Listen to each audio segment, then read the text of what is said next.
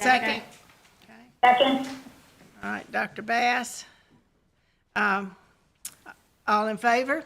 Aye. Aye. If those of you that are joining us online, if you'll raise your hand so I can see, the rest of you, well, Glenn can't raise his hand, I understand that, but you can, the other two can, so I can see. All right, our next item is to approve the agenda.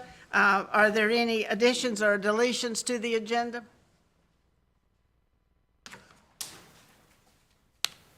Then are there any items on the consent agenda that you would like to have pulled out for discussion? Well, hearing none, then I would entertain a motion that we approve the consent agenda as presented. So moved. Yeah, the whole, did I say consent agenda? Sorry, a whole agenda. Karen. Dr. Elam, yes. We have a second? Second. Okay. Second. Mr. Jacobs gets the second. All in favor? Aye. Any opposed? Aye. Okay. Recognition ceremony, we have one recognition this morning. Dr. Benton, if you would like to come forward.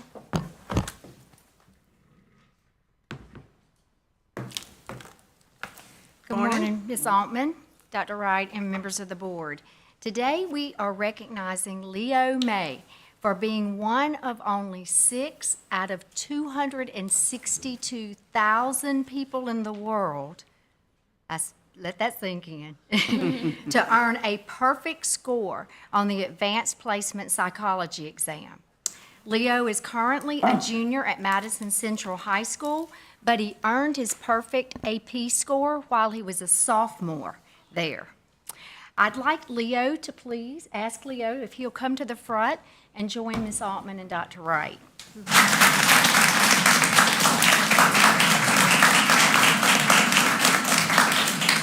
I have some more things to tell you about Leo. Leo's academic awards and achievements are extensive. Throughout his school career, Leo has earned state, national, and regional awards for mathematics, science, technology, speech and debate, mock trial, and piano. His most recent achievements include the following: a perfect score of 36 on the ACT, a near perfect score of 1,510 on the PSAT. He scored at the 99th percentile and became a national qualifier for the MathCon National Mathematics Competition. He qualified for the American Invitational Mathematics exam, which is, there's only 5% of U.S. students that even attempt to reach that level, and he did that.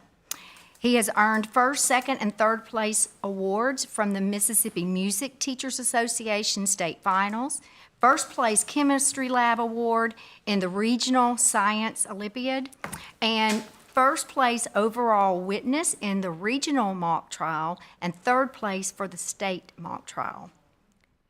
That's pretty amazing, right? Yeah, that's pretty And listen to this now. He's done all those things while enrolled in 6 advanced placement courses this year. Leo is considering majoring in biology as a precursor to his future medical education. He is joined today by his parents, who are smiling right now. And they are both medical researchers at the University of Mississippi Medical Center. In an interview recently with Mississippi Today, Leo credited his parents for inspiring him. He said, through hard work, they made it to some of the top universities in China and eventually came to the United States. They have one of the greatest success stories ever, and that inspires and motivates me. Congratulations, Leo.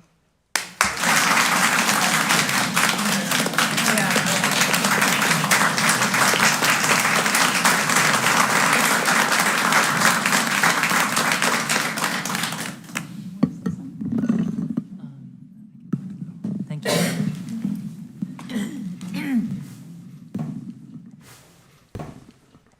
First of all, I want to say that I am incredibly honored to be able to stand here today.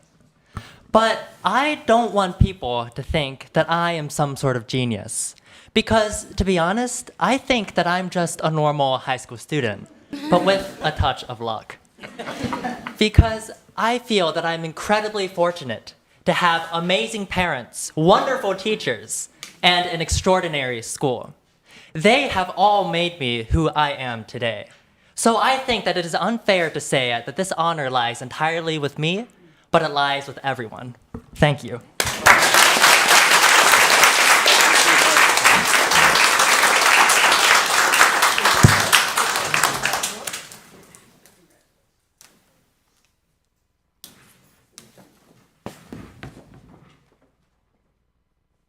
Well, I'm not intimidated. Congratulations to Leo, and I can tell you there's nothing ordinary about that boy. So, that's a wonderful opportunity, and we'll be able to follow him, hopefully, and see what the future holds for him, because I'm sure it's going to be very bright.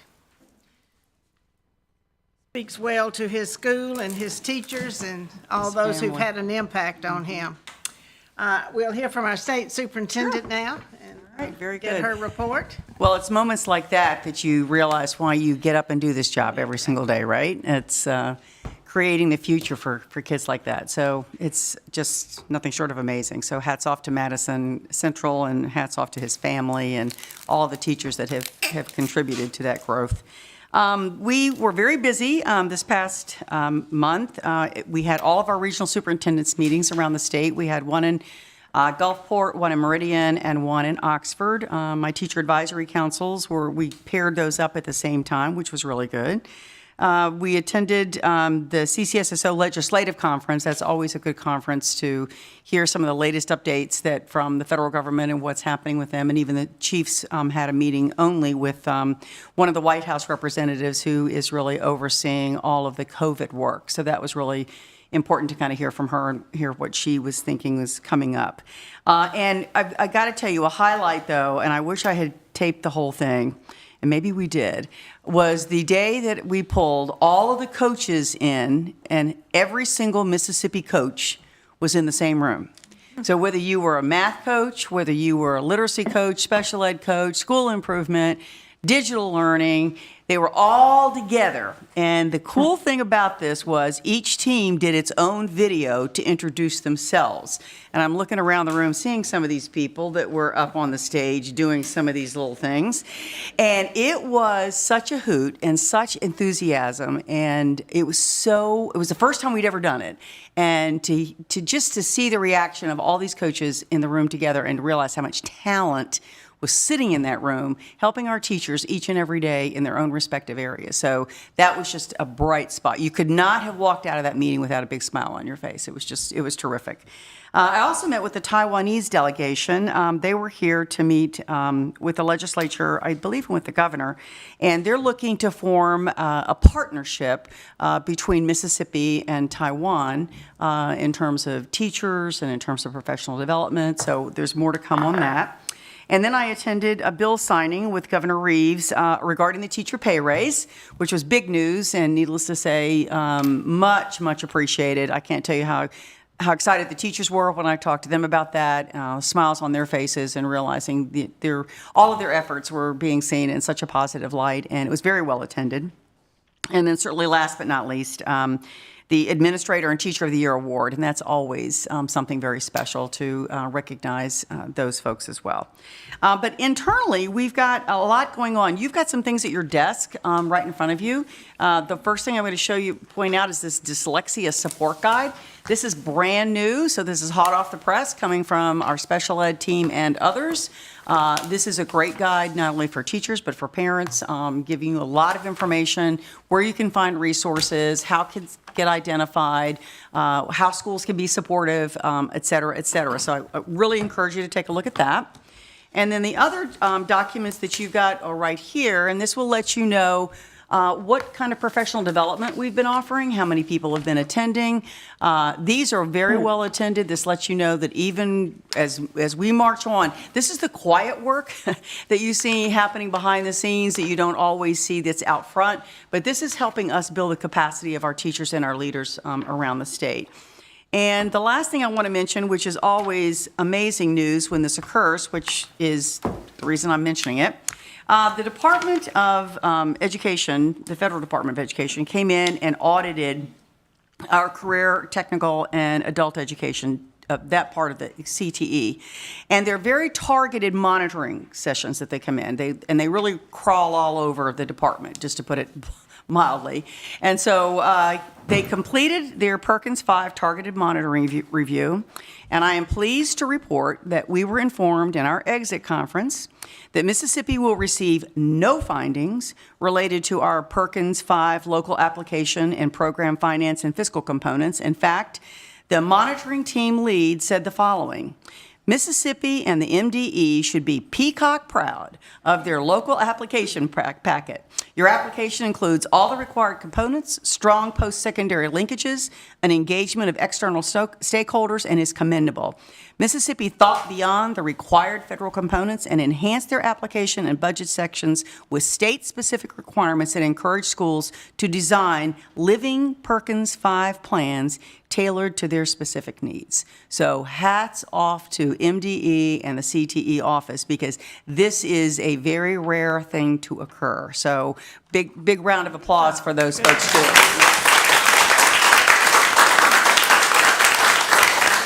And that concludes my report. Okay, thank you.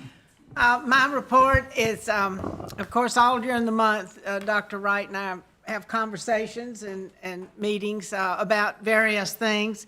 One of the things that I've done this month is a request from the National School Board Association for a representative to serve on an early literacy workshop committee to begin looking at early literacy, obviously, and developing programs to be used across the nation for that. And I've asked Dr. Angela Bass to serve on that, and her name and information's been sent to NASB. Her skill set fits right into that, and so we're excited that they have asked for a representative from Mississippi, primarily because of the strides we've made in early literacy in the state. And so they wanted a representative from Mississippi. So I think that speaks well to the success that we've had. I'll make a couple of comments later on, but we're going to move to the student report. So Amy, we will go with you, Ms. Zhang, if you'll give us your report.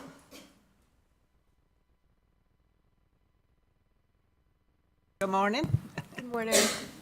Good morning. This is my last report, and it's a bittersweet speech to give. Serving as a student representative has been an incredibly fulfilling journey over the past 2 years.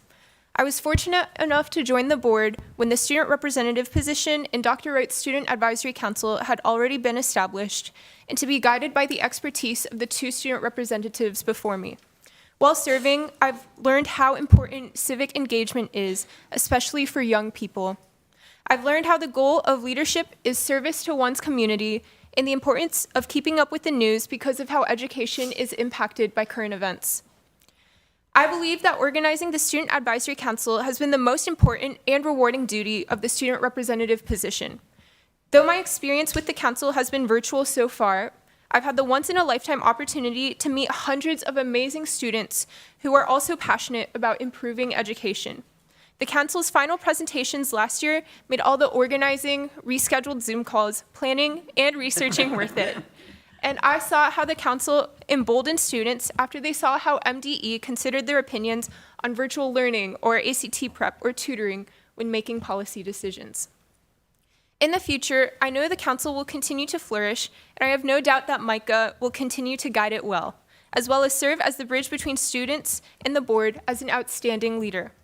I would also like to stress the importance of supporting STEM education. Specifically, MSMS has been vital in my development, both as a student and as a person, and I thank the board for supporting and funding MSMS.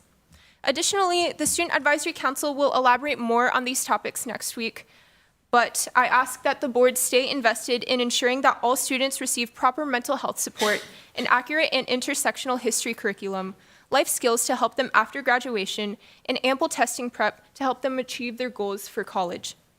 Lastly, I'd like to thank the board for giving students a voice in their education, and I step down with relief knowing that it will continue listening to students.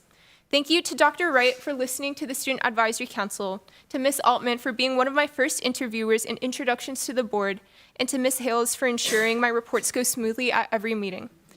Thank you to all board members and MDE staff for helping me get integrated into my role and whose dedication to policy has inspired me to study public policy in college.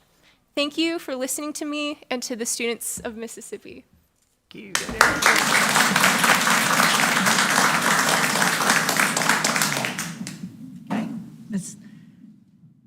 I'll miss you.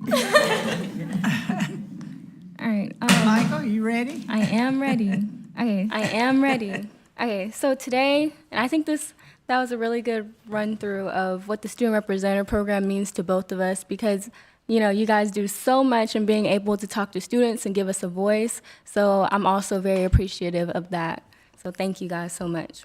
This is Amy. Of course, Amy is moving on to college in a few months. This is Amy and Michael's last meeting with us because this time next month they will be involved probably in exams or will be finished. So this is their last meeting, and we want to honor Amy for her service on the board. I have a resolution with a lot of whereases here for you. Whereas the Mississippi State Board of Education selected Ms. Amy Zhang through a competitive process as the student representative to the board to serve a 2-year term from July 2020 to April 2022. And whereas Ms. Zhang exemplified educational excellence by maintaining a 3.97 grade point average at the Mississippi School for Math and Science, and by maintaining a 5.08 grade point average at the Starkville High School.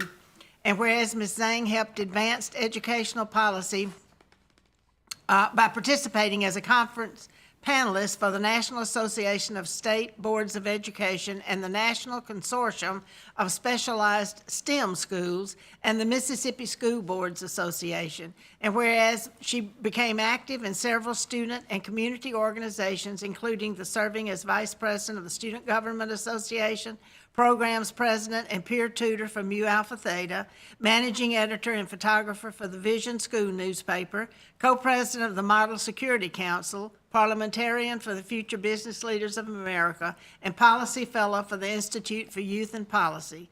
And whereas Ms. Zhang earned several honors and awards for mathematical modeling, speech and debate, National History Day, and Mathematical Association of America, and whereas she led her peers statewide as the co-leader of the State Superintendent of Education Student Advisory Council. Whereas Ms. Zhang has brought her experience as a student in the classroom and commitment to her role on the Mississippi State Board of Education to make sure that Mississippi's public schools are always improving and children receive the education they deserve, therefore be it resolved that on the 21st day of April 2022, the Mississippi State Board of Education recognizes Ms. Amy Zhang for her contributions to the Mississippi Mississippi State Board of Education and the advancement of education in Mississippi.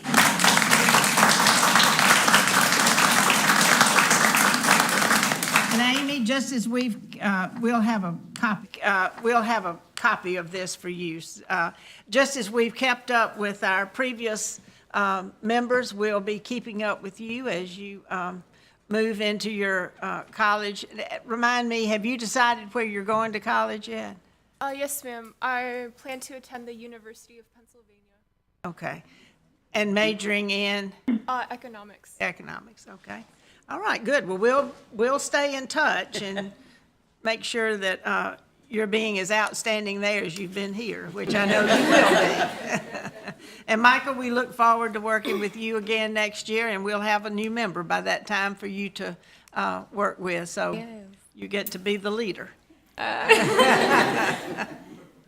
right. Subcommittee reports. Our first one is Educational Quality Subcommittee. Dr. Elam? Dr. Bass and Dr. Barnett, and I met with Drs. Murphy, Person, and Van Cleve to review the two items on the consent agenda that relate to educator quality, that being the revised versions of certain practice subject matter assessments, and also pretty much, I guess it's considered a cleanup of various policies that relate to education policy. Anyway, we had, that being a light agenda, we did have an excellent discussion, and I appreciate very much Dr. Bass and Dr. Barnett giving us their time for those discussions. Okay. Okay, the next is the school performance and accountability. Dr. Bass? Yes, the School Performance and Accountability Subcommittee met 3 times. I'll talk about the meeting we had this morning first. So we had a meeting just before this meeting at 9 a.m. and we did discuss one board item, and it is the approval to advise the Mississippi Public School Accountability Standards, and we'll talk about that, I'm sure, in the meeting. And then we also approved an internal audit plan.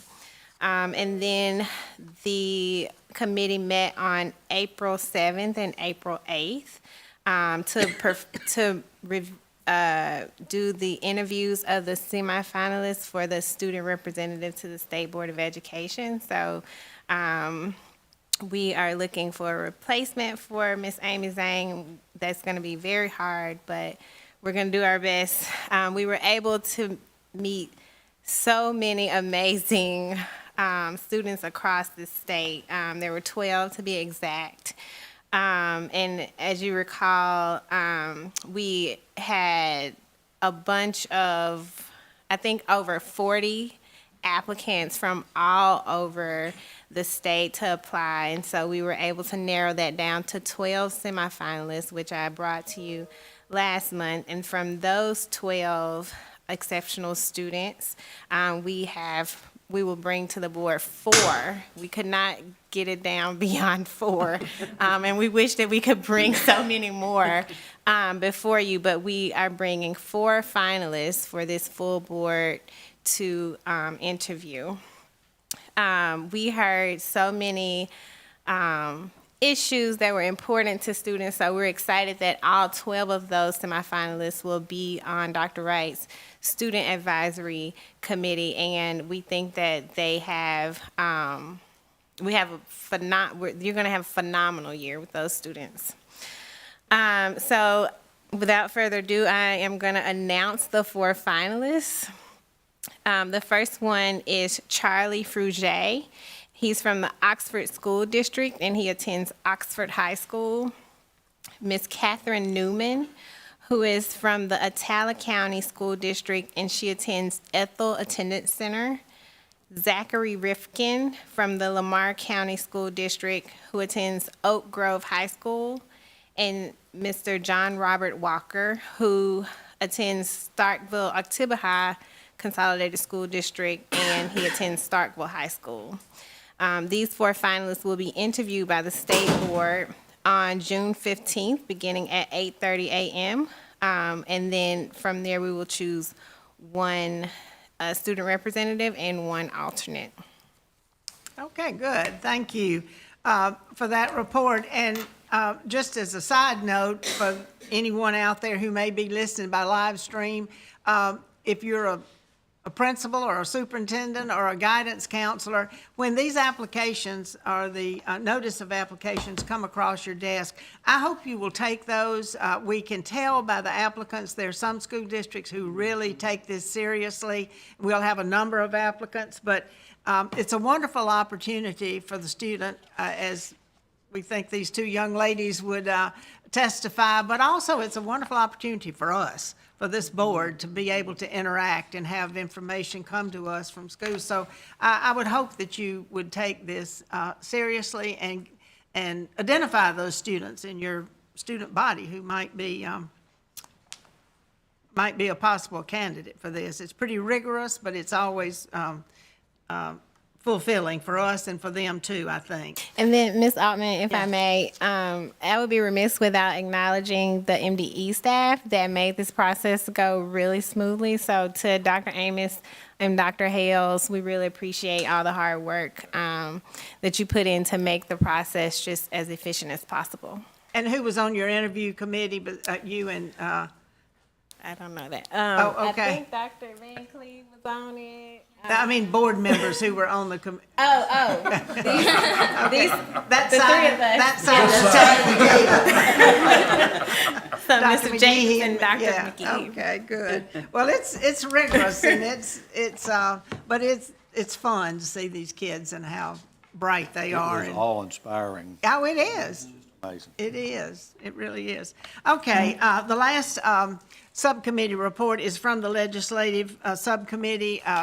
Dr. Elam and I met this morning with Pete Smith just as a wrap-up from the legislative session. And of course, the biggest educational bill that came out of the legislative session is the teacher pay raise and the recruitment and retention of teachers. And so that is, we feel, going to be a real shot in the arm for people who are not only currently teaching, but for young people who are considering going into the teaching profession. The fact that the legislature has made this commitment for teachers, for assistant teachers, for all those people who are involved in the day-to-day operations for our students. There was also money put aside for school districts to use. I think it was $40 million for you to use for buildings or repairs or things that they need to have, that a district can apply and receive up to $1 million interest-free to pay back over a 10-year period. So that should be helpful to some districts out there that need help doing things. And then the other thing that I think is exciting is that we have some money for collaboratives, that additional money for early collaboratives, and that, of course, you know how critical we think they are to a child beginning school successfully, and so we're excited about that. Those were kind of the three big pockets that we discussed, and the impact that they'll have on the future of education in the state. And so we're grateful to the legislature for realizing the importance of these and spending time with Pete and other members of MDE to make sure that they have all the information they needed. So we look forward to the teacher pay raise has been approved by the governor. Or signed by the governor. There are a couple of other bills that we're waiting for him to sign, but we feel certain he's going to do that. So we won't put any pressure on him. But anyway, that's the report from the legislative session. We'll move now into our agenda items. The first item is, you all would like to come on, Dr. Vanderford? The first item is the Mississippi Public School Accountability Standards, the business rules for that. We've spent a good bit of time on this lately. So we're going to turn it over to you and let you all take us through this. Okay, Once thank we get teed up here. All right, thank you. At your tables, you should have a copy of the PowerPoint presentation that we'll be using today. Before we get started with the presentation, I just want to remind you of the next steps that we discussed last month regarding the fact that we would be having a Accountability Task Force meeting as well as a meeting of the Commission on School Accreditation throughout that public comment period. We did that, and throughout the presentation today, we will share with you the outcome of the vote for the Commission on School Accreditation for the new proposal. So as we discussed, the public last month, the public comment period could possibly change the recommendations that we had made, and it did indeed do that. So the commission was presented the proposal and approved that. So Your board item is laid out a bit differently this month than it was last month. So you'll see item 1 is the introductory item, and then item 1A is seeking your approval to withdraw the APA from last month, the proposed rule. And then item 1B consists of the new rule, and we're asking you to grant a temporary rule to become effective immediately, as well as to begin the APA process for public comment on the proposed rule. So we tried to break it down so that it would be simple and yet transparent for the action that we're asking you to take on that. So beginning with our presentation, as you know, we discussed last month the vision and the mission, and as we always do, but this item particularly focuses around the mission for the Department of Education and the development of policy and accountability systems that prepare all students to compete globally. As we mentioned last month, this item addresses all of the 6 goals of the State Board of Education's strategic plan with a strong focus on assessment and accountability there. I'm not going to spend a lot of time on the background because I don't want to just go back over every slide and every item that we discussed last month, but I do want to, because as you would see in the public comments, there continued to be comments about the assignment of A through F letter grades for the 21-22 school year. So I just want to remind the board, as we discussed, that the Executive Order 1460 ended the state of an emergency, and it rescinded the authorization that executive order gave to the State Board of Education to waive assessment and accountability requirements or any requirement that was in state law that as a result of the impact of the pandemic on school districts. And then, as you know, the Department of Ed released guidance for states to where we can apply for this one-year addendum that we're talking to you today regarding accountability that we can implement in the short term. And then you'll see throughout the public comments in your summary chart, so your public comments are all behind item 1B. You had the entire 95-page document of the comments in its entirety, as well as a summary of excerpts from each of the comments and the MDE's response. So you saw that slide 6 is very familiar, that we restated in the summary numerous times that in accordance with state law, the State Board of Education shall implement an A through F system for accountability, and it outlines those requirements there.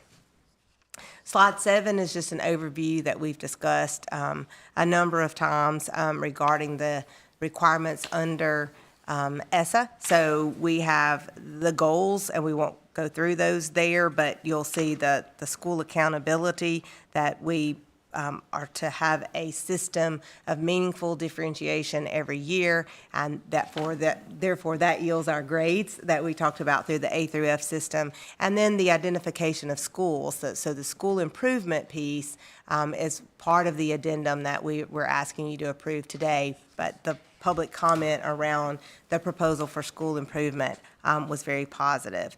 So slide 8, we talked about our participation rate and how we've worked with the center and other stakeholders in order to determine the needs or any needed adjustments that we need for our system on a temporary basis for this particular 1 year. Slide 9 is the same summary of objectives that we've had. This is the objectives that we established at the very beginning of this process when we began to engage stakeholders, and has continued to be our objectives for the system throughout the entire time, which is to minimize changes to the business rules that we currently have so that we can maintain some type of longitudinal comparability to the extent possible, and make only the necessary adjustments that are needed, and to ensure that the adjustments that we recommend are equitable, evidence-based, and consistent with the established rules that we already have. And again, we continue to focus on the minimizing the use of pre-pandemic data to ensure that accountability measures are reflective of the actual impact of the pandemic and current student performance. So this morning, Dr. Bass gave a summary of the subcommittee, but that's one of the conversations that we had in the subcommittee meeting this morning was how important it is to ensure that the data is reflective of the impact of the pandemic. And, just as we iterated, and you'll see this in your board materials as well, we always strive to make our decisions with careful consultation with our stakeholders and technical advisors, and work to advance policy that we believe is in the best interest of all students and all subgroups. So the temporary needed adjustments, just in summary, are related to banking of high school end-of-course assessments, and we are needing to have these adjustments in order to comply with the federal accountability measures as well as our state requirements. And then, as I mentioned on a previous slide, the exit criteria for school improvement identifications. So just to recap, you met in March and approved us to begin the APA process with what we believed at the time was the best proposal. The public comment period was open from March 18th to April 11th. During that time, as previously mentioned, we continued to engage with the Accountability Task Force, the Technical Advisory Committee, and other stakeholders to identify possible solutions to address these temporary adjustments. We received 34 comments during the APA process, and those, again, are summarized for you as briefly as we possibly could. Some of the comments were off topic. Some were related to the A through F assignment of grades, but because of the concerns that have been expressed statewide, we did include those and a response to those, although that was not what was out for APA comment. And based on the feedback, MDE recommended revisions to the proposal that we presented to you last month. And as I stated earlier, we presented that proposal to the Commission on School Accreditation on April 12th, and it was approved. Before I move forward, I took the opportunity during the commission meeting. I would like to take an opportunity during the board meeting just to say a special thank you to MDE staff. I mean, this has been a cross-office collaboration. I don't think there's a member of our team throughout any chief's office that has not been engaged in this work. And to those that spent their time on the Accountability Task Force, working with that group, the amount of time that they spent preparing for the meetings and then taking the materials they received at the meetings and going back. So I know that's a thankless job for them as well. We have to thank Dr. Wright's advisory committees, her student advisory committee even shed light on the need and the purpose for schools and districts to be held accountable. And then we have the teachers advisory committee, the principals advisory, the superintendents, the list goes on. And then just the superintendents and teachers and administrators across the states that across the state, not multiple states, but the state, that do not serve on those committees, but have taken the time to send emails to MDE staff, et cetera. And then there's numerous educational organizations and stakeholders, and I can't even begin to name those because I'll miss one if I do, but for anyone that has provided feedback throughout this process, we certainly appreciate that. So Alan's going to walk us through the proposed changes, and again, the action that we have before you today is to, on item 1A, is to withdraw what we ask you to approve in March, and then to consider the new proposal under 1B as a temporary rule and to begin the APA process. Okay, so I'll step through the technical challenges here and the considerations. We're pretty far down in the weeds and accountability on this issue, but I'll do my best to make it clear. So as you may recall, the initial proposal that was sent to the board March the 17th addressed banked scores from the 2021 school year that did not have a prior year score due to the suspension of assessments during the 19-20 school year. We talked about calculating growth from 2018-19. We talked about what we would do with students who took Algebra 1 in the 8th grade during the suspension of assessments in 19-20, going back and pulling proficiency and growth for those students. And then we talked about Algebra 1 and English 2 scores from the 2020-2021 school year that would have been banked and included in accountability this year. So, as Dr. Vanderford mentioned, we listened to the public comments that were received, the feedback that the department received, and feel like we've come to a better arrangement to address the concerns from the field, but also to still have accountability that is reflective of current student performance and does not necessarily mask the impact of the pandemic. So the new proposal will continue to need to pull from prior years to measure growth. So students that students that take end-of-course assessments in English 2 and Algebra 1 this year will be affected from that growth measure, which I'll go into more detail. And then in order to exclude banked scores from last year and pull them into accountability this year, we're going to propose to use end-of-course assessments that are taken this year, regardless of when the student takes the assessment, whether they be 7th, 8th, or 9th grade students, and use those for accountability this year, while maintaining our existing business rules regarding banking. So speaking of banking, let me talk a little bit about what banking is and why we do it. So students, as I mentioned, can take end-of-course assessments prior to the 10th grade. However, the Federal Department of Education requires that students take algebra or math, ELA, science in grades 10 through 12.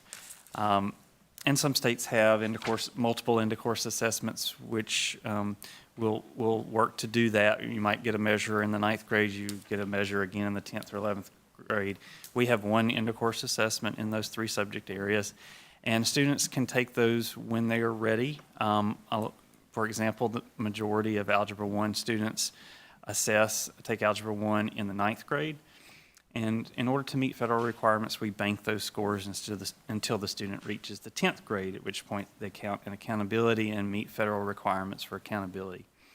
So that is why we bank. This is a little illustration of banking that I put together for math. We only need banking for math and English because those are the two that, we need banking for math, English and biology 1, but math and English are the ones that we measure growth in. So these slides will show how banking works, but also how we measure growth for those circumstances. So this is how banking would normally look. On the top line here, we would be showing students that took the grayed out boxes are showing the year that we did not have an assessment. But students that would have taken Algebra 1 in the 10th grade this year, we would be pulling their 8th grade math score to measure growth. We're missing that score because we didn't have assessments that year. Students that took Algebra 1 in the 9th grade last year would be counted in accountability this year as a banked score. That's the second row there, and we would have measured growth from their 8th grade math score from the prior year. And then students that took Algebra 1 in the 8th grade during the suspension of assessments that would be lacking a measurement of proficiency and growth, but would have been counted in accountability this year when they reached the 10th grade. In ELA, it's a little less complicated. Most students, the vast majority of students test in English 2 in the 10th grade. Just a few on average will participate in the 9th grade, about 500 in this case. So students that take English 2 this year in the 10th grade, we would be normally measuring growth from their ELA score from the 8th grade. In this case, that would have been during the 2020 year when we did not have assessments. So that's why we would need to go back and pull their 7th grade score to measure growth from. And then, like I said, we do have some very few students that take English 2 in the 9th grade. Those scores would count this year as a banked score under normal banking circumstances. So this is the proposal to eliminate banked scores from accountability this year. The yellowish colored boxes are the current year situation. So for Algebra 1, students that take Algebra 1 this year in the 10th grade, those scores would be included for accountability. And then we would be pulling growth from their 7th grade math score from 2019 prior to the pandemic. Students that take Algebra 1 in the 9th grade, which is the vast majority of students, we would be using those this year for accountability. Normally, they would be banked, but we will use those in accountability this year, and we will also follow our banking rules, and they'll be banked, and they'll count again next year for math. And we would be measuring growth for those students from last year when they were in the 8th grade. And then any students who take Algebra 1 this year in the 8th grade, we will use those for accountability this year. We will also bank them as we normally would, and they'll show back up again in accountability in 2024 as a banked score. And we'll be measuring growth for those students from last year to this year. English 2, the vast majority of students will take English 2 this year in the 10th grade. And we will need to pull their 7th grade ELA score to measure growth because we don't have an 8th grade score for 2020. And then we'll have some that take English 2 in the 9th grade, in which case we will use those in accountability this year, and they will also be banked for next year when the student reaches the 10th grade. So to go into more detail about the fact that we're having to skip a year to go back and pull 7th grade scores to calculate growth. When the pandemic first started happening and states realized that there was a possibility that we were going to not have a year of assessments, this term skip year growth started going around. And the idea of going back and how can we measure growth for students when we're missing a year of data, and that's the skip year term, going back to the most recent score to measure growth. Without doing this approach, we would not be able to measure growth for students that take assessments in the 10th grade this year, end of course assessments. So this will affect, for English 2, about approximately 31,000 students, and for Algebra 1, about 8,500 students that will take those assessments this year in the 10th grade. We would be looking back to their 18-19 school year to measure growth from. We did early on look at the viability of a skip year growth approach. We did this actually to look at measuring and reporting growth last year as well. And what we did was we used 18-19 accountability results. We reran the model using a skip year approach and compared that to the actual model output in 18-19, which is a normal growth progression from 1 year. And these two charts show the difference in scores for schools. On the left-hand side, that's overall math growth, or the growth of all students in math. On the right-hand side, that's the lowest performing students. And the x-axis is just the difference in points for growth for those schools. And then the frequency, obviously, is the count of schools. And so you see the vast majority of schools have near zero change in growth score and overall and low using a skip year approach. And we see this again in reading. Same logic here on these two tables. And then just the statistics on that. So we have a range of around, for math overall growth, minus 18 to positive 12 points per school, with an average of negative 1.37. It's for low growth, it's an average of reduction of 1.6 points for schools. On the reading side or English side, it's a positive change on average for schools, just a slight higher increase in growth scores in overall and reading low. But you see those ranges, minimum max ranges are a little bigger in there. So overall, the statistics showed that skip year growth approach was fairly comparable to a regular approach, and we feel like it would be our best option for measuring growth for end of course assessments that students take this year. So I'll also touch on school improvement. This is the proposal that we took to you in March, unchanged. We didn't receive a whole lot of feedback on this. We didn't receive any negative feedback on the school improvement piece. But it's working to address the adjustments needed for exit and identification of schools for federal requirements for school improvement. And so there's 3 classifications. There's comprehensive support and improvement, or CSI, targeted support and improvement, or TSI, and additional targeted support and improvement, or ATSI. Those are our classifications. The federal government is requiring that we identify those classifications this year, and that schools that exit classification must satisfy approved exit criteria. Also, the MDE does remain committed to the long-term goal of 70% proficiency for all students. That is something we'll have to report to the federal department as well. So originally, our comprehensive support and improvement timeline is a 3-year cycle. So CSI schools are identified in a 3-year cycle. That 3-year cycle would have ended during the pandemic disruption, and so a new cycle would have begun. So obviously we haven't been able to do that. Identifications have remained the same since the pandemic happened. So our temporary changes that are proposed for school improvement, specifically around CSI, will implement a transitional CSI classification based on 21-22 data. Schools will be identified as CSI in the fall of 2022. But rather than starting another 3-year cycle, we'll do this as a 1-year cycle so that we can flush through the effects of the pandemic on the identification of schools. And we won't restart that traditional 3-year cycle until the fall of 2023. And this is the way that looks in a graphical representation. The 2 gray boxes represent the years of disruption. And then what we're planning to do as far as a transitional identification year in 21-22, we'll go through an exit and another identification cycle until we get back into the traditional identification again. So for additional target support and improvement schools, this is a separate classification of schools.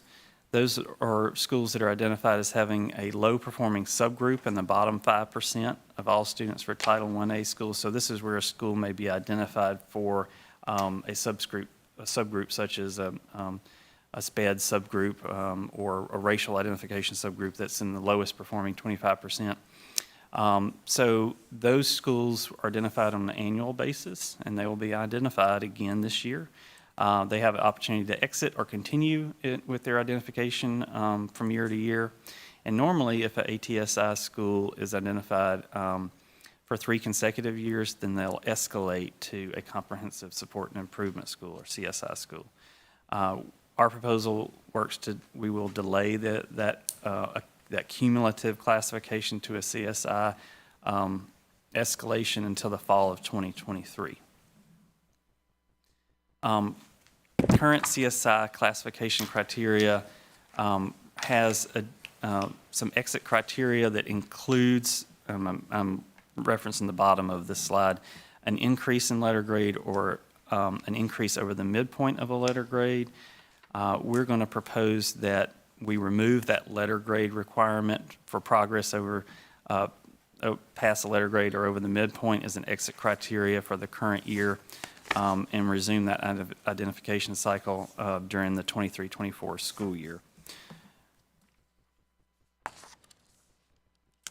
Right. And just in summary, we have a slide with next steps, and if you do approve item 1B as the new proposal as a temporary rule, we will submit that today and begin the public comment period tomorrow, which would end on May the 17th, in order to get back to you by the May board meeting.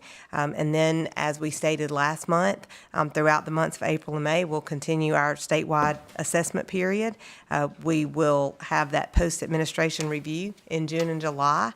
And then during the month of July, we will have some communication resources that we'll provide to stakeholders. As you noticed in your APA comments, there were a couple of individuals that mentioned the need for a communication plan around assessment and accountability and the impact that COVID may have had on those 2 systems. And so we've also heard unofficially not in the APA comment, but a number of superintendents and administrators say that some type of communication plan or resources would be very helpful. So we're beginning to work on that now. And then in August, we'll be back to the board with the assessment results, and then in September with the final accountability results presented to the CSA and to the board for approval. So we have throughout, even since the commission met on April 12th, we've received some feedback from Dr. Wright, brought back from her regional superintendent meetings. Alan and I have also received some communication from districts that have unofficially started the public comment process on the proposal that we have today before you vote to officially start that. And so all in all, we've had a very, I feel like, positive response from districts, and that what we propose, we know is not perfect. I don't think we can reach a perfect solution in the midst of the pandemic and as a result of the pandemic, but we have worked very hard to try to reach a solution that we do believe is fair and equitable for districts. So as we continue to get feedback, that's really, really in the weeds of accountability. We are looking at the impact data and then responding back. But of course, if they submit that during the official public comment process, we'll bring that back to you in May. Okay, thank you all very much. Any questions or comments on the proposed, new proposed accountability model? I think, yes. Will this go back to your task force?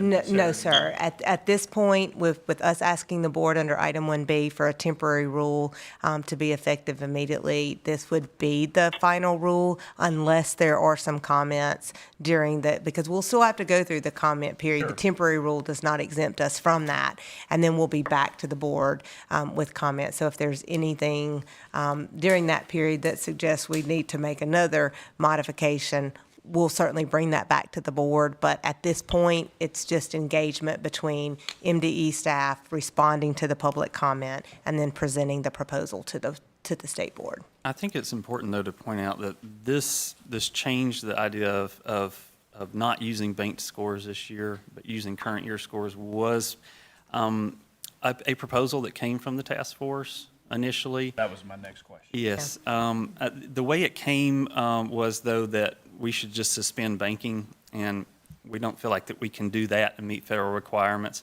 But we came up with the idea of using the scores this year and then continuing banking so that students count twice. Our concern initially was that the federal department wouldn't allow us to do that, but we've received sufficient feedback to make us feel like that they will entertain that proposal to do that. So just to say all that to say that the task force did initiate this idea. Any other, Dr. Bass? I just want to give a kudos to this department for coming up with this solution. What I've been hearing from the field is that nobody really wants to talk about accountability, although there are some districts who are anxious to show the growth that has been happening in their districts during the pandemic. But this is a really contentious issue. I feel like the department did a good job of listening to everybody from the field and coming up with a solution that helps us identify where we need to focus the work, but also is something that feels fair to folks. I'd also like to say thank you for your work on this and your effort in listening to the practitioners. I think it is a workable solution. Not going to make everybody happy, but at the same time, I think a majority will see this as a positive step. Also that their comments matter, and I think that's important. So thank you for doing that. It's a fine line you have to walk between trying to keep the people in the field happy and on board and trying to trying to satisfy the requirements from the federal requirements. So I think you've done a good job on that. And any other comments or questions, or we're going to take these in two actions. I have a Yes. comment. Okay, I'm sorry. Can I make a comment? Yes, I have a comment. just a minute. Mr. East, then Ms. Werner, okay? Mr. East, go ahead. Thank you, ma'am. I also compliment the MDE staff and the team that put this together in the final piece. I have got to reiterate that the communication piece is going to be extremely important. We don't know where growth is going to take various school districts across the state, up, down, positive or negatively, based on the COVID years. And we've got to make sure that people understand the effect that the COVID years have had on school districts, both positively and negatively, so that we can sustain a strong accountability model going into the future. Okay, thank you. Ms. Werner, you have comments? Yeah, I just wanted to thank Dr. Vanderpoort because, and you, all of you, I guess, because I think you really made an effort to explain to the board all these changes, and I found that incredibly helpful. Good, thank you. We're going to take these in two actions. We need to vote on 1A first to rescind the original action, and then to approve 1B, which is to approve the temporary rule to begin the APA. So, I move to rescind the original action. okay. That makes you happy, huh? All right, and Mr. Jacobs has the second. All in favor? Aye. Abstention, aye. Okay. And then the motion carries unanimously. And then 1B is the approval of the presentation we've just had of the temporary route, and which would take place immediately and to begin the APA process. I'll also make that motion. Okay. Dr. McGee and Mr. Jacobs. All Wait right. a second. Okay. Third. All right. We have a motion and a second. All in favor? Aye. Okay. Any opposed? All right. Thank you. The motion carries. Thank you, both of you, for your work and for your help on this. We will now move into item 2. Dr. Benton, Early Learning Collaboratives. Yes, ma'am. Whew, you gonna go through that whole book? No,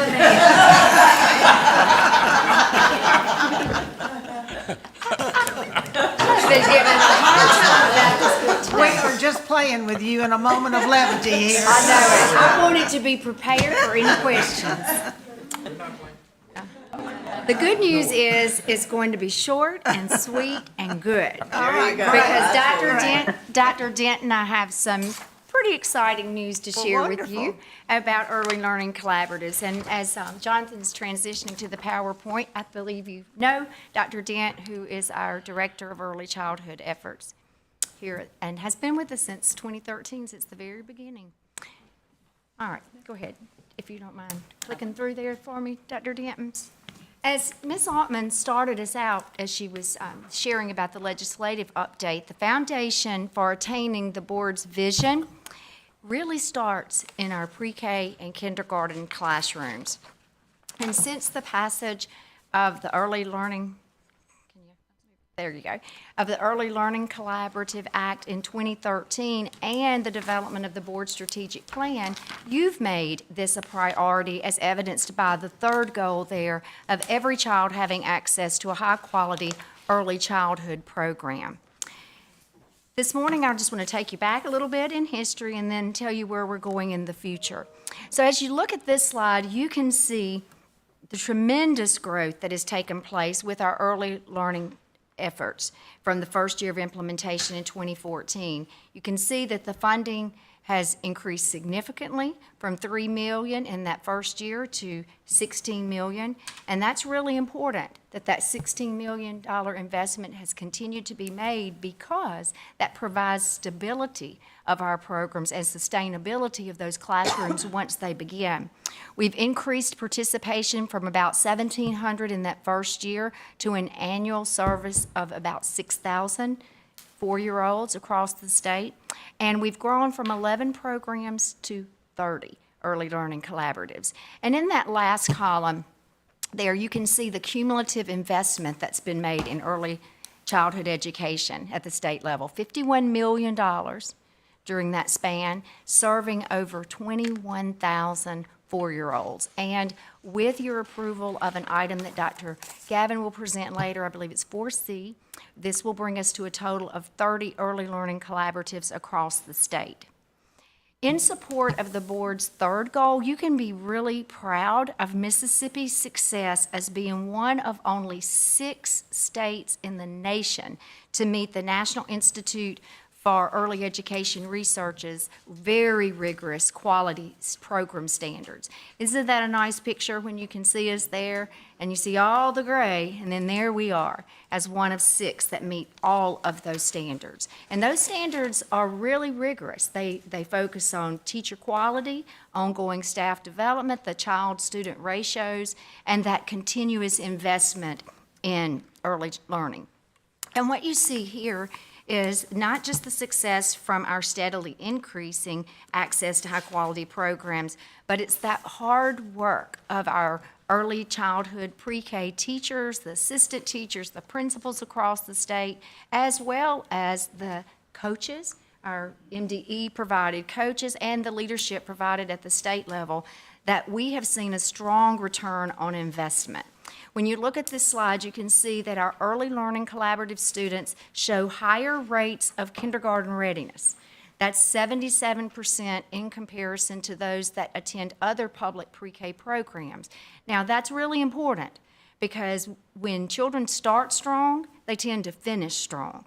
We have students that complete our early learning collaborative programs. There's less need for that intervention. We have stronger family engagement. Families, they start building those relationships early. Our students come in with a rich vocabulary, and we also have seen really strong transitions into the public school system from be that private child cares, home-based programs, or Head Start programs when they participate in the early learning collaboratives. So I've taken you back to where we've been, and now Dr. Dent, I'll pass the baton to you to tell us where we're going. Thank you, Dr. Benton. Good morning, Ms. Altman, Dr. Wright, and members of the board. We're in a wonderful time of early childhood in our state, and so excited that all of this is happening. So if you remember, in 2018, we created the infant through 4-year-old early learning standards, and we rely on those standards in all of our training and all of our professional development and coaching efforts, but it's also aligned to our curricula. So in our collaboratives, our current collaboratives use Opening the World of Learning curriculum. And so in August, our new collaboratives are going to move to Mississippi Beginnings. Those are also aligned to our standards. So we're really excited about that opportunity. And this curriculum, it is a comprehensive curriculum. It's thematic-based. Along with being aligned to our standards, it's got an emphasis on literacy. It's also evidence-based, and we're really excited about this opportunity to be able to offer that. We also offer professional development to teachers as well as administrators, and like Dr. Benton said, coaching supports within the classrooms. So up next is, Ms. Altman mentioned earlier in this legislative session, we've had some additional funding coming to MDE to continue our current collaboratives as well as create new collaboratives. So in the appropriation bill, we received $8 million to add additional collaboratives, and that will be approximately 3,040 children to the program, which we're really excited about. We also received $20 million for early learning or early childhood programs. We're still working through the language on this and the programmatic pieces for that. And then we also received additional funding for our coaches but new coaches and professional development and family engagement staff that are so important in supporting these programs and the quality of the programs that we're offering. So with this map, you will see, with your approval of item 4C today, you'll see the additional 7 collaboratives that we are seeking approval for to bring the total to 30 collaboratives in the state, all through the state in different areas. So we're really excited about that opportunity today. Love this map. We love this map because it shows just how wide our reach is, and it covers from the tip top of the state all the way down to the bottom and everything in between. And so when you see that, see those faces of 21,000 students that have been served because of this investment. It's exciting. So do you have any questions for us about where we've been or where we're headed with early learning? Well, this is exciting to see.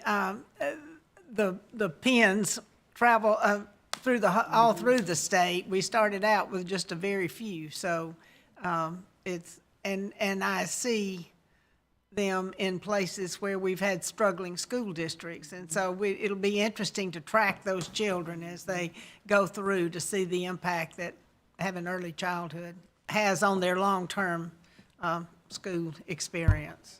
Have that upcoming item that will bring us to the total of 30 in 4C that Dr. Gavin will present. You know, I just want to give a big shout out to our legislature too, Yeah, because they really absolutely. stepped up, and a lot of money coming to early childhood education, and so that's just warms my heart, you know, to see that kind of commitment. So a big shout out to our ed chairs and the legislature writ large for this. So thank you. All right, thank you for that information.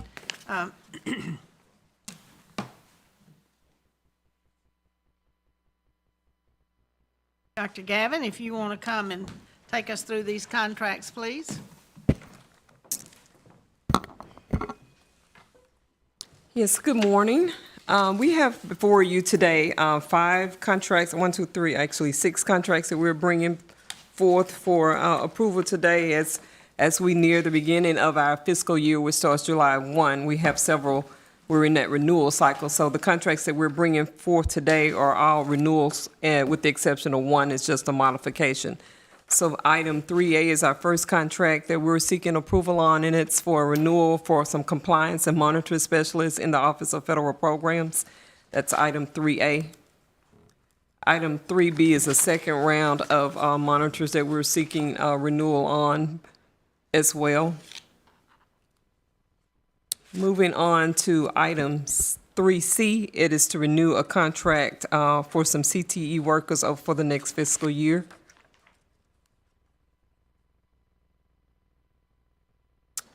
Item 3D is to renew our contract with the Research and Curriculum Unit at Mississippi State for the upcoming fiscal year as well.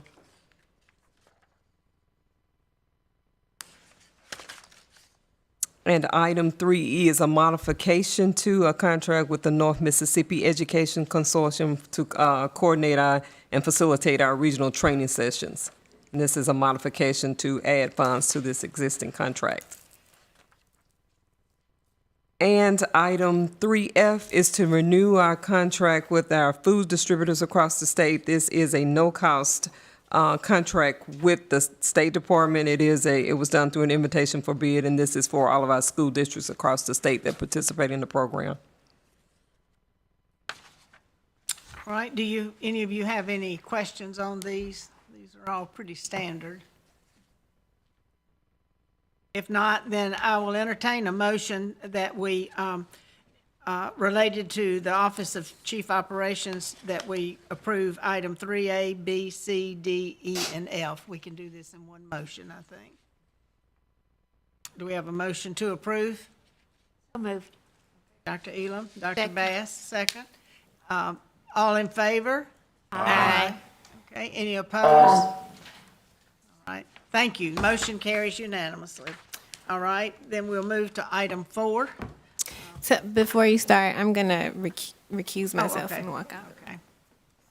Item 4 is several grant awards. Dr.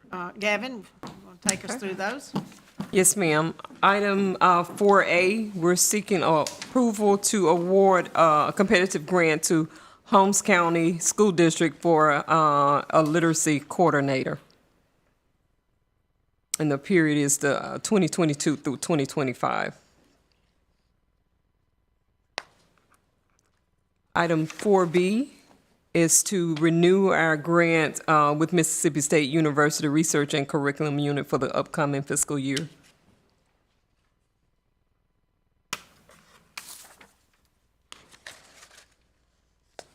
And item C is the item that you just heard about from Dr. Dent and Dr. Benton, is to award competitive grants for our early learning collaboratives, and we are excited to bring forth 7 new collabs on this item.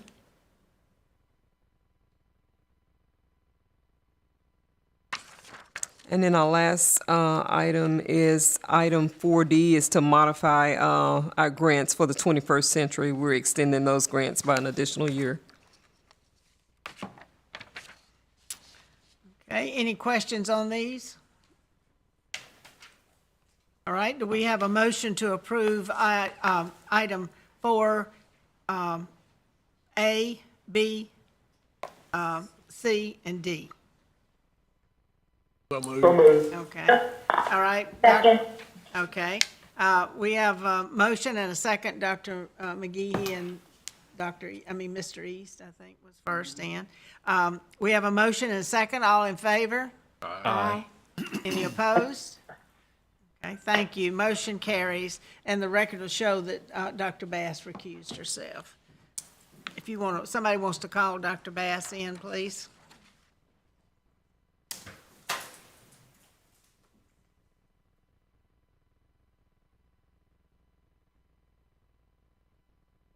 She may be.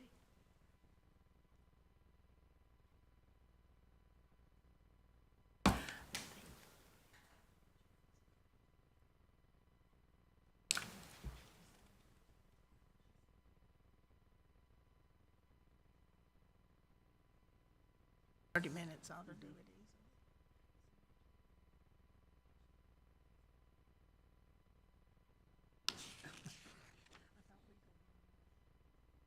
easy.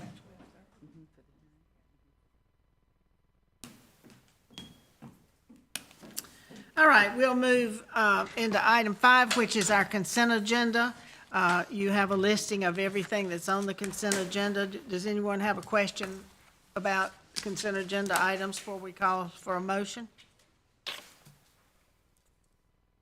Okay, do I have a motion to approve items A through N on the consent agenda? We have a motion for that.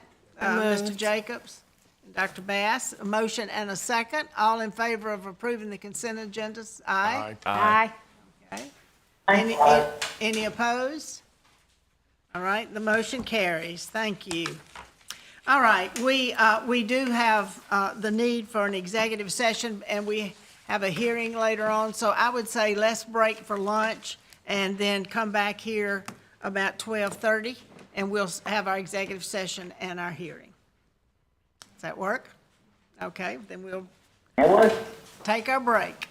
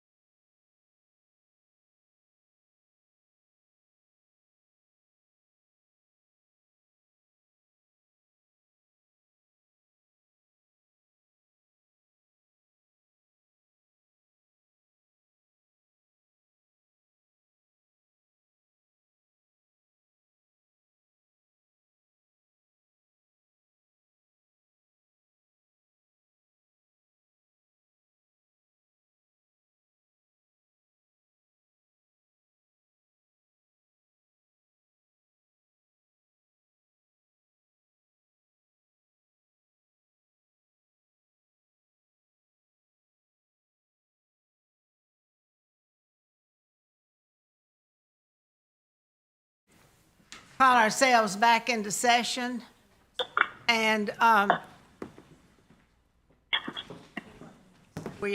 everybody there? We'll entertain a motion to enter executive session. I move that the board consider making a closed determination of the need to go into executive session. Is there a second to that? Second. All right. All in favor? Aye. Okay. Any opposed? All right.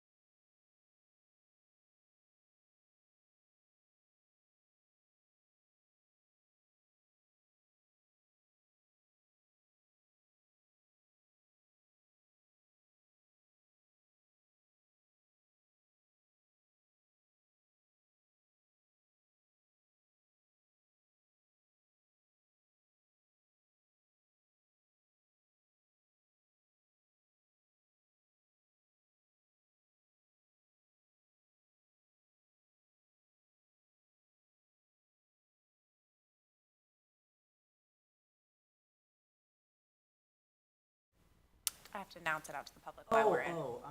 I'm live streaming. The board has voted unanimously to go into executive session in accordance with Mississippi Code annotated section 254174A and K to discuss discrete personnel matters related to the approval of appointments to certain positions and or approval of the salaries of certain positions within the Department of Education, the Mississippi School for the Arts, Mississippi Schools for the Deaf and Blind, and the Mississippi School for Mathematics and Science.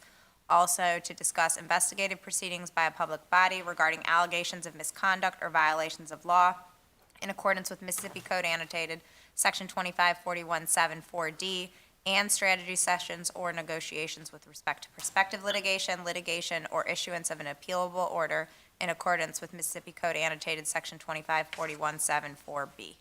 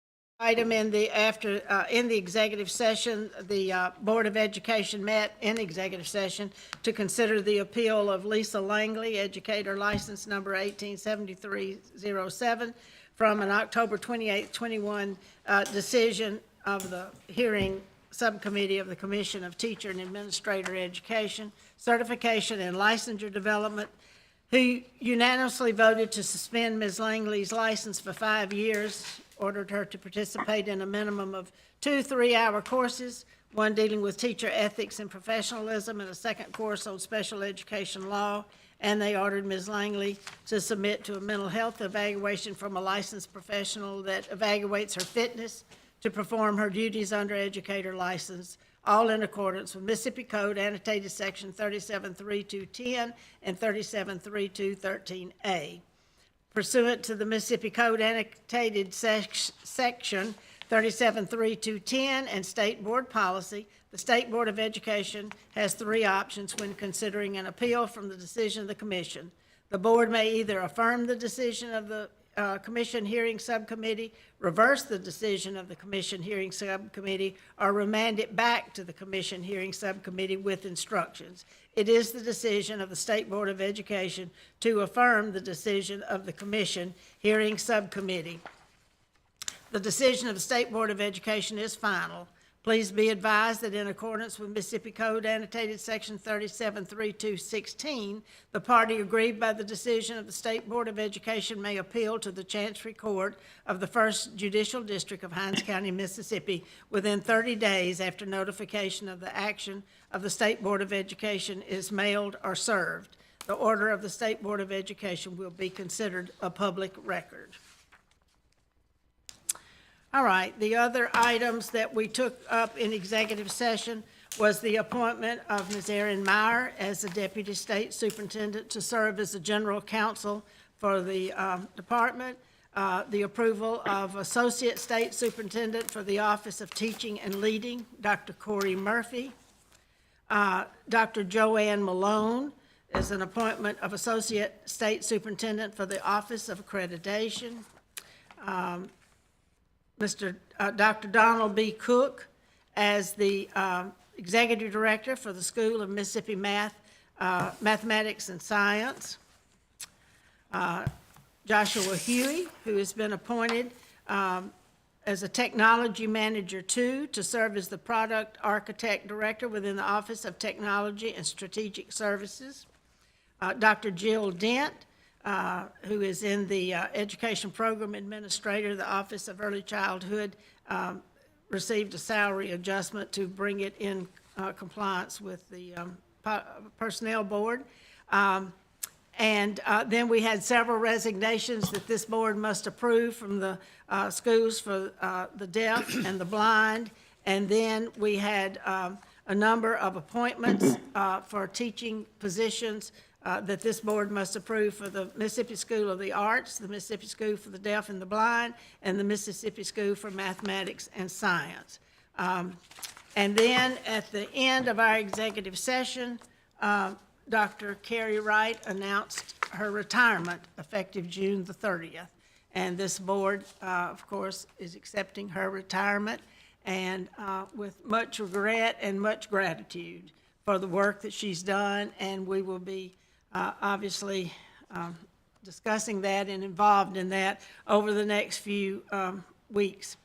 I do have one announcement. Well, our board meeting will be May 26th, 2022 in Jackson at the Central Building. This is different time, a different date. This is the 4th Thursday instead of the 3rd Thursday, so May 26th. Oh, change, yeah. We do need to vote on the fact that we are changing our board meeting from the 3rd Thursday to the 4th Thursday. So do we have a motion to approve this change in the schedule? So moved. I'll make a motion. Okay. We'll give you the second. We do have a motion and a second. All in favor? Aye. Any opposed? Okay. And one other announcement, Capital Resources is hosting a reception for the State Board on Wednesday, May 25th at 5:30 at their offices in Jackson. You'll get more information about that, but you might want to put that on your calendar. That would be the night before our board meeting, or the afternoon before our board meeting. So it's May 25th at 5:30. So, okay, let me get back to my right notes. Does anyone need approval to attend any meetings out of state? Okay, well, hearing nothing else, I will entertain a motion to adjourn. So moved. All right. A second, okay. Thank you, all in favor? Aye. Okay. Thank you very much. We appreciate your attention